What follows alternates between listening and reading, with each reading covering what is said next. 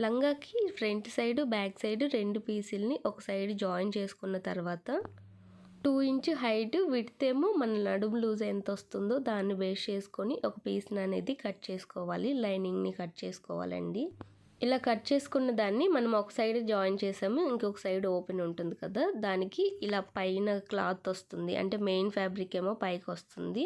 అటు సైడ్ నుంచి మనం స్టిచ్ అనేది స్టార్ట్ చేసుకోవాలి. ఇలా ఒక 1/2 ఇంచ్ మందంతో ఒక స్టిచ్ అనేది వేసుకున్న తర్వాత మళ్ళీ దీనిపైనుంచి ఇంకొక స్టిచ్ అనేది వేసుకోవాలి. ఇలా మనం పైనుంచి ఇంకొక స్టిచ్ వేసామంటే ఫోల్డింగ్ చేసేటప్పుడు ఈజీగా ఉంటుంది. కొంతమంది ఏమో లంగాకి నాడా వేస్తారు. నేను ఎక్కువగా మా పాప లంగాకి ఎలాస్టిక్ వేస్తాను. అలా వేస్తే కొంచెం కంఫర్టబుల్గా ఉంటుంది. ఇలా పైనుంచి ఒక స్టిచ్ వేసుకున్న తర్వాత ఫోల్డ్ చేసుకుంటూ మొత్తానికి ఇలా స్టిచ్ అనేది వేసుకోవాలి. నెక్స్ట్ షాట్లో ఎలాస్టిక్ని ఎలా స్టిచ్ చేయాలో చూపిస్తాను. ముడతలు ఎక్కడ